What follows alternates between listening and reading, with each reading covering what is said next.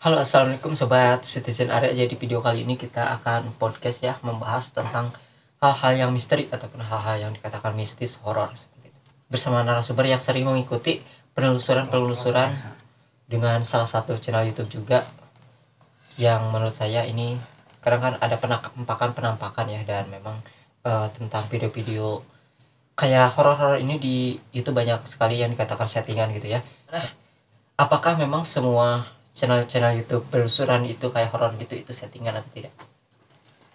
Ya sebetulnya sih channel tersebut ya memang explore untuk penelusuran misteri-misteri yang kita alamin. Memang kita itu real ya, real, tidak ada settingan atau apa. Memang para host pun merasakan ketika ada benturan-benturan gaib seperti apa itu. Memang kita merasakan seperti hal seperti itu juga. Memang interaksi itu terjadi begitu saja, bukan settingan. Karena interaksi itu kita semacam kita alam manusia ya, datang ke tempat alam tujuan makhluk halus tersebut yang mungkin mereka merasa terusik atau merasa terganggu, tapi kita dengan explore penelusuran yang telah kita ikuti itu, kita tidak mengganggu, kita sebelumnya meminta izin dan kita menghormati sesama makhluk ciptaan juga gitu. Nah, setiap tempat-tempat penelusuran pastinya ada meditasi ataupun kayak berkomunikasi dengan makhluk-makhluk di tempat tersebut. Nah, apakah ada pesan-pesan di setiap tempat tersebut ya, dari makhluk-makhluk yang mengisi tempat itu? Mengapa mereka bisa mengganggu orang-orang yang sedang lewat? Itu pun biasanya di mana saja ya, di setiap penelusuran, karena banyak sekali makhluk-makhluk yang saling mengganggu orang-orang yang lewat ataupun berada di tempat itu. Pasti ada alasannya. Ya, kesatu untuk alasan makhluk-makhluk seperti itu kita memang kita tidak melihat, namun ketika kita memasuki area tersebut mereka merasa terusik, terganggu, padahal kita kan tidak niat mengganggu juga. Nah, alangkah baiknya ketika kita ke tempat tujuan yang kita tujukan itu, kita mengucapkan salam dan meminta izin untuk memasuki wilayah tersebut, dikarenakan semacam siluman seperti itu, misalkan semacam setan atau itu, memang mereka itu juga perlu dihormati sesuai yang dianjurkan juga. Kita tidak boleh memusuhi siapapun gitu kan. Oh, jadi makhluk seperti itu juga memperhatikan perilaku itu harus sopan ya dari manusia, meskipun Ya, makhluk itu sekali. nggak terlihat. Ya betul sekali. Memang ada dua macam untuk makhluk, seperti manusia juga. Ketika kita salah ya mereka pun marah, ketika kita baik ya mereka pun baik.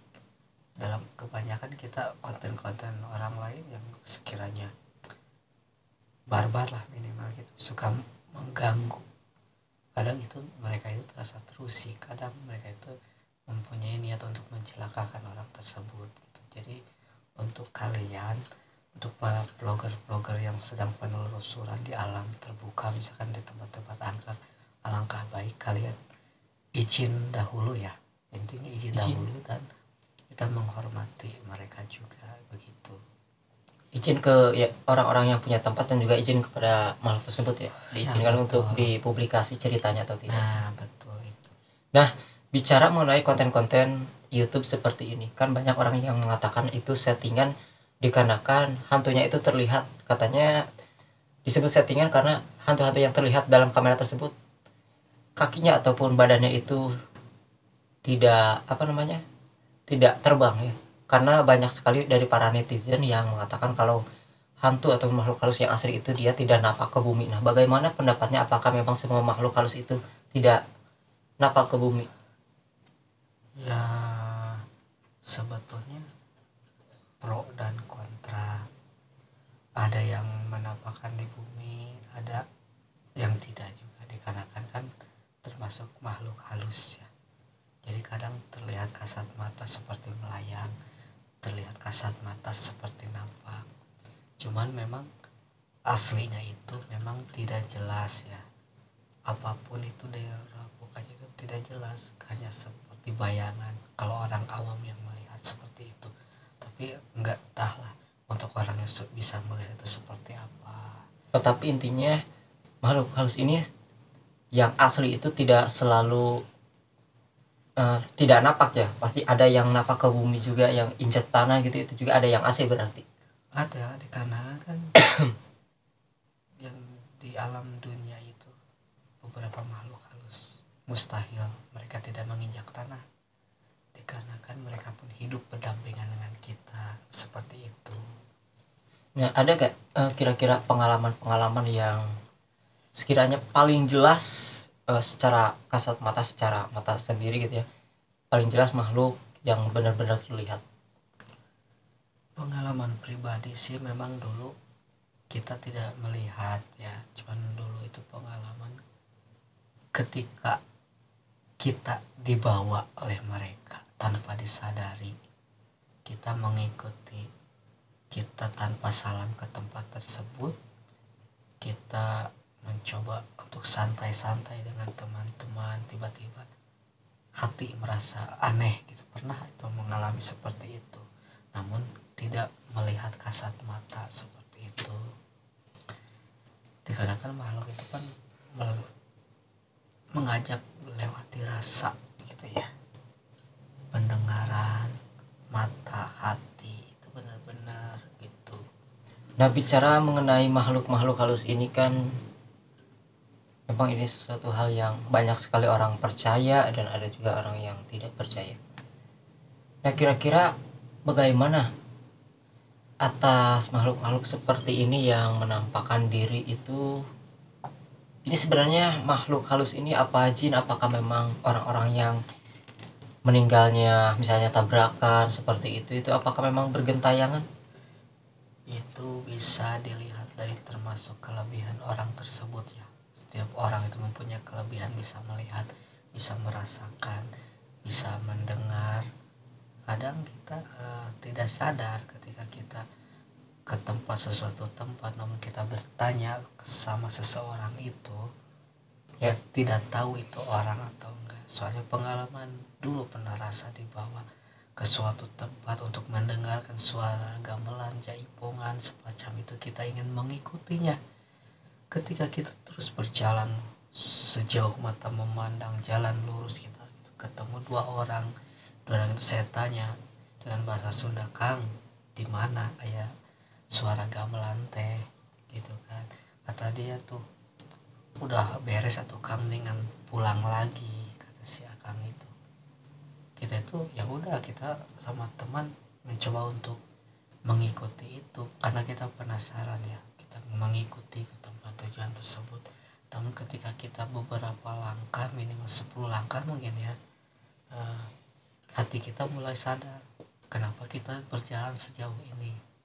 Tapi ketika pas hari itu kita pun langsung sadar, saya sama teman saya yang berdua itu langsung sadar, kok bisa sejauh ini kita nggak ada capeknya, buat apa kita mengikuti terus, ini kayaknya udah malam banget gitu kan. Minimal waktu itu hampir sekitar jam 3 lah kita berjalan dari Jam 3 malam. 3 malam jalan lurus, kita bertanya sama orang tersebut.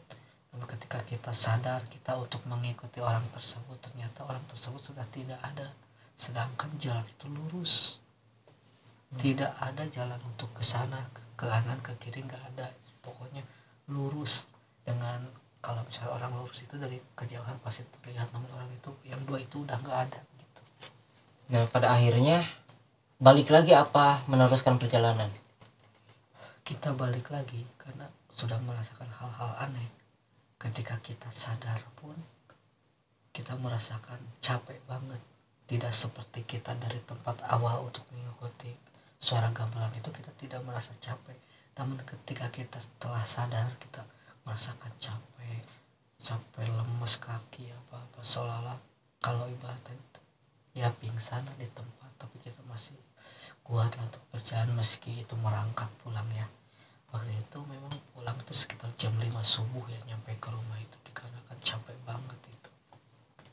Nah, setelah kejadian dari suara gamelan yang misterius tersebut, apakah ada di kemudian hari untuk penasaran datang kembali ke tempat yang diduga pernah ada suara itu? Mungkin penasaran balik lagi gitu. Kalau penasaran untuk didatangi sih enggak ya. Kalau untuk penasaran kita menanya ke orang pintar ya saya tanyakan sama teman-teman. Memang waktu itu saya tanyakan ke orang pintar, kata orang pintar itu memang kita itu tidak sadar dibawa sama mereka gitu ke tempat tujuan, namun itu mencoba untuk membuat kita dikerjain lah intinya gitu lah. Jadi yang perlu digarisbawahi bahwa di sini yang dimaksud orang pintar ini adalah orang yang tahu ya hal-hal yang mistis, yang bisa melihat istilahnya seperti Ya, itu. seperti itu. Jadi memang ini bukanlah halusinasi, berarti ya memang ada keterkaitan dengan makhluk tersebut untuk mengajak si abang ini ke tempat tersebut mungkin kali. Sebetulnya sih kalau secara awam dipikir kita halusinasi, tapi ketika kita dipertanya kepada orang pintar, itu kenyataannya seperti itu. Memang itu nyatanya, memang kita itu dibawa oleh makhluk halus karena kan kita tidak sadar.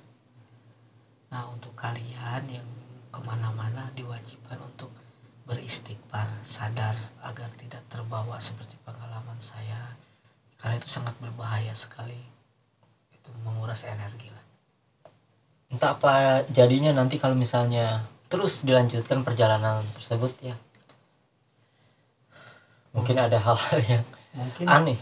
mungkin kita tidak sadar, mungkin itu akan dilanjutkan ke tempat tujuan, namun entah sampai kapan tempat tujuan itu kita temui suara gamelan itu, karena kan tidak jelas gitu. Karena di suatu desa ini terdengar desa yang lalu terus kita datangi desa yang itu nggak ada, datangin dari desa itu nggak ada gitu. Kita berjalan waktu itu hampir 4 kilometer untuk mencari suara gamelan itu, karena terdengarnya ketika kita ke tempat tujuan terdengar di tempat tujuan lagi, kita datangi tempat tujuan lagi, ada lagi gitu, hingga tersadarkan oleh 2 orang misterius itu ya. Tapi di sisi lain memang 2 orang misterius itu juga menyadarkan kita tidak mungkin bisa kembali pulang lagi, pasti kita akan mencari kalau tidak ada orang misterius itu. Seperti itu kira-kira. Nah, kalau dilihat dari perjalanan tersebut pasti kan mungkin ada gak perbedaan jalan tersebut yang pernah dilalui ketika pas ada suara gamelan, namun pada suatu hari melewati tempat itu lagi secara tidak sengaja, ataupun mungkin memang jalannya harus ke situ ketika menempuh suatu perjalanan ke suatu tempat. Apakah ada perbedaan dari sebelumnya sampai sekarang? Memang sih setelah itu kita tidak ada kata penasaran, kita ya yang sudah aja, kita tidak melewati tempat tersebut lagi. Jadi kita itu hanya satu kali. Dikarenakan kan tempatnya jauh sekali, waktu itu tidak ada motor, kita hanya jalan kaki gitu. Kira-kira waktu itu bisa terjebak ya ke tempat tersebut, itu pada awalnya perjalanan kemana? Sebetulnya awalnya kita itu berniat untuk bermain ke suatu perkemahan daerah pegunungan. Waktu itu kalau nggak salah malam minggu, dikarenakan setiap malam minggu itu perkemahan tersebut banyak tamu ya, banyak anak muda, mahasiswa yang pada camping di tempat tersebut. Kita hanya main. Cuman ya anehnya ketika teman saya yang 2 masuk ke toilet, ketika keluar dia itu mendengar suara gamelan, saya pun ikut merasakan mendengar suara gamelan tempat tersebut. Kita datangi terus dan terus seperti itu kira-kira. Itu kira-kira di perkempingan itu, kalau saya pernah ke sana, yaitu helipad apa Parakan Salak apa? Bukan. Karena helipad. Memang di daerah sana itu masih banyak perkempingan. Namanya helipad. Memang benar helipad. Helipad itu memang tempat di mana anak-anak camping di situ. Para mahasiswa ya teman-teman, kalau yang belum pernah ke Sukabumi mungkin, atau yang udah ke Sukabumi itu tahu ya. Bicara mengenai daerah Sukabumi nih, karena memang di sana itu masih banyak cerita-cerita yang diceritakan oleh orang-orang tua ya, yang dimana orang-orang tua ini menceritakan masa-masa dulu seperti apa, dan sampai sekarang mungkin masih banyak sekali ya hal yang misteri seperti ini di daerah Sukabumi khususnya. Nah, kira-kira pengalaman apa lagi selain suara gamelan tadi yang pernah dialami? Pengalaman yang mencengangkan waktu itu memang kita masih nakal-nakalnya ya, anak muda kita nakal-nakalnya, kita berniat, niat kita jahat banget gitu. Kita berniat untuk mencuri ya, Nah ini niatnya udah jelek ya. Dan kita apa ya? mencuri sebuah barang-barang yang barang-barang mahasiswa ya, dikarenakan orang-orang Jakarta. Saya ikut bersama teman saya, kalau nggak salah sekitar 6 orang. Saya bertiga sama teman-teman menunggu yang 3 lagi, mereka berpencar ke tempat perkempingan tersebut.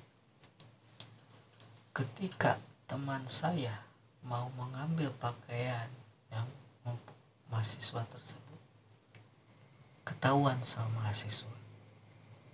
Teman saya lari ke tempat entah mau kemana. Pikiran saya tempat tersebut, teman saya lari ke tempat tersebut, di bawah itu jurang banget di bawahnya, karena di bawahnya itu ada curug ya, curug. Dalamnya itu sekitar 30 meter. Dalam banget. Teman saya yang 3 itu hilang, beberapa menit hilang nggak sama sekali. Ketika saya ditanya, yang belakang teman saya yang 2 itu, tungguin di sini, jangan sampai kita ketahuan juga gitu. Antara sadar tidak sadar, di belakang saya itu banyak orang yang memakai cetok, tapi dia tidak ngomong sama sekali, berpakaian hitam, cetok yang kayak bundar gitu. Oh yang biasa kalau misalnya orang-orang yang metik di kebun teh ya? Ya, seperti itu ya. namun kan tidak jelas kan, dikarenakan malam. Memang itu antara sadar tidak sadar sih ya, bingung juga. Saya pun kemudian mengajak mereka, ayo kita pulang. Saya duluan pulang. Sekitar berjarak 1 kilometer, saya bertemu sama teman-teman saya 5 orang. Ketika saya tanya, saya dimarahin sama mereka. Kamu kok lama sih, orang nungguin di sini. Yang ditakutin mereka itu saya kena sama mahasiswa itu, sama mereka digebukin sama mereka. Tapi saya bilang begini, kan saya nggak sendiri, ada teman saya berdua, si ini. Teman saya pun berdua merasa kaget, sedangkan dia nggak merasa nemenin saya ya, nggak merasa. Ketika saya, perasaan tadi ada di belakang, terus yang belakang siapa? Teman-teman bertanya, belakang siapa? Pas dilihat dari kejauhan, ternyata yang cetok-cetok itu dari kejauhan datang banyakan dengan membawa obor, entah lampu, tapi seperti obor dengan lampu biru. Dia memegang. Kita akhirnya kan tanda tanya, kita lari sekencang-kencangnya. Nah, itu waktu malam apa sore atau siang hari? Malam itu. Malam. Sekitar jam berapa? Sekitar jam 10, jam 11 kalau nggak salah. Dikarenakan waktu itu pulang nyampe pantes. rumah Ini tuh malam banget. jam 1 malam. Kita lari, bahkan batu apa gitu kita injak tanpa ada rasa sakit, dikarenakan takut ya, benar-benar takut. Ketika di rumah pun kaki udah rusak, pada berdarah-darah. Kita tidak pakai sendal sama sekali, dikarenakan kita saking lari ya, terbirit-birit lari. Kita tidak tahu menginjak apa, sendal copot ya dilepasin aja, lari injak apapun, tahu-tahu kaki itu berdarah, banyak duri. Memang pengalaman benar-benar sangat serem ya. Namun ketika itu langsung kita tidur barang-barang tuh. Habis cerita sama teman-teman itu kita tidur besok di kamar sekitar jam 2 atau setengah 3 itu kamar itu seperti ada yang ngegoyangin gitu. Padahal itu di rumah Itu jauh lagi kan dari tempat tersebut ya. jauh sekali itu. Kita ada di rumah, jarak dari tempat tersebut hampir 2,5 jam ya kalau nggak salah, 2 jam setengah. Berapa kilometer ya. Kita itu lari segitu pun kita lari udah nyampe 2,5 jam itu. Pengalaman itu sih yang kita alami waktu dulu itu. Daerah Sukabumi. Iya, saya Sukabumi. Memang kita jangan macam-macam ya untuk hal-hal seperti itu, apalagi kita Niatnya jelek ya. gitu. Nggak boleh. Pengalaman tapi bisa memberitahu untuk kalian juga, jangan sembarangan ke tempat tujuan apalagi niat jelek ya, seperti itu sih kira-kira. Ya, oke guys, mungkin podcast kita sampai di sini saja ya. Untuk kelanjutannya nanti kita akan bahas-bahas lagi tentang masih banyak cerita-cerita yang mungkin banyak sekali pesan-pesan positif untuk kita dengar, kita aplikasikan ya, agar tidak melakukan hal-hal yang berniat menuju ke kejelekan-kejelekan. Karena memang dari segi horor pun ataupun mistis ya, makhluk-makhluk seperti itu juga memperhatikan tentang perilaku dari manusia itu sendiri. Oke guys, thank you buat kalian sudah menonton video ini. Jangan lupa like, comment, subscribe channel ini, dan jangan lupa ini juga salah satu YouTubers juga nih dari channel Tuan Muda ya. Ya, dari channel Tuan Muda ya. Saya akan menjelaskan untuk channel Tuan Muda tentang cerita tersebut ya. Terima kasih. Oke, sampai jumpa lagi di video selanjutnya.